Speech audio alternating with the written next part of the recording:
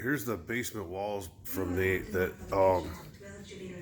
he's the one that suggested that we go with plywood on the walls, and he would nail them down with trim nails, which there's a trim nail hole, but look at the whole plywood just moves in and out because trim nails don't hold plywood.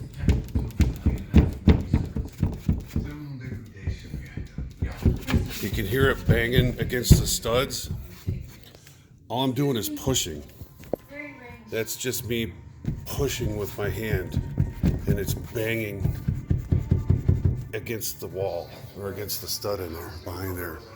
Then you got this right here. This is where originally he had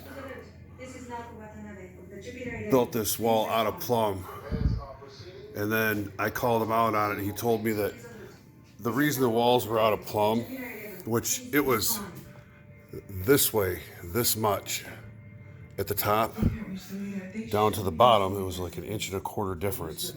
This was actually originally like who would put in that little tiny piece of plywood at the end? That is so much hackery. And then, so what he did when I called him out on it, I told him no. He said that the reason was because the floor's out of level. I told him, look, all floors are out of level in the basements because they're all supposed to pitch towards the drains. Like there's a drain over there, so it should be pitched towards that. Well, then he goes, oh, okay, my brother is the one that messed it up, so I'll fix it. And then, so what he did was he pushed the corner here. Actually, it was out this way. And he pushed the corner that way and left the rest of the wall where it was. So now there's a big bow in the wall, if you can see that. It's kind of easy to see it bows like this. And the same thing happened over here. And you can see it here. He pushed it that way at the corner and left this whole area where it was. It should have all been up against the same dimension as the beam. So now you got a big bow in this wall. Can you see that? Yeah, and again, another little tiny piece of plywood that he covered up with this piece of crap trim, and then did a shitty caulk job. Then you got plank flooring that he beat the shit out of, so it's all cracked up at the edges. And that's prevalent pretty much throughout the whole thing. Here's one here. That's gonna chip up. If you notice that right there, he's beat the shit out of that.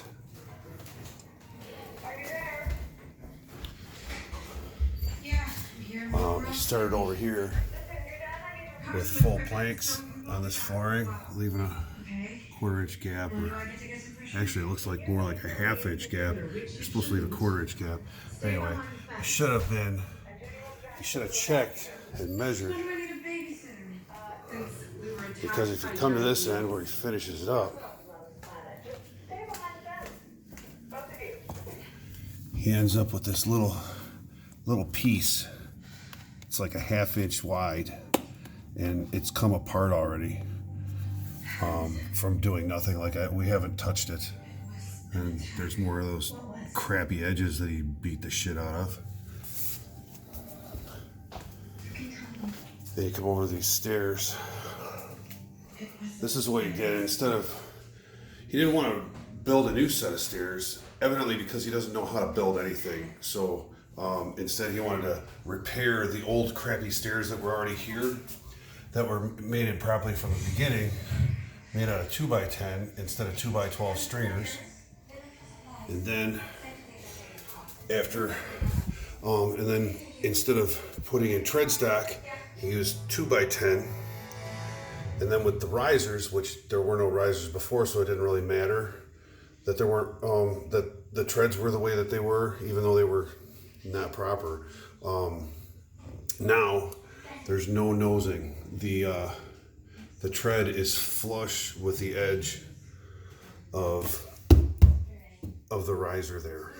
Here's the riser, here's the tread, this is the stringer, just so you know what the terminology is. And this nose, there's supposed to be a nosing here that sticks out beyond this edge, this tread stock, well, tread should be sticking out to about here. Instead, like I said, it's just flush with this face. And the reason why that is, and it's code. The reason why that's for that, why you have that nosing is so that when people with big feet walk up these stairs, they can fit their whole foot on it.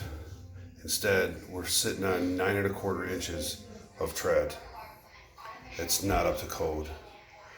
And it's going to be even worse when there's carpet on it. So what I've got to do with the money that he supposedly saved us from just fixing the stairs instead of building a set of stairs, which I could have built a set of stairs for with $300 worth of material, but instead now I have to deal with, oh yeah, I forgot about this. This is the bottom of the stairs. This is how he fixed them.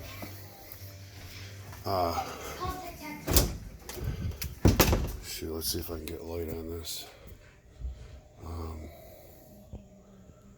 Light. Oh no, there's not light here. I have to get some light here.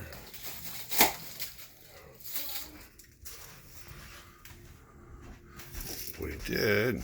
Where's light on this? Oh, here we go. Now you can see that what he did was just use truss angles and left these sharp corners sticking out for somebody to bash their head or hand or arm on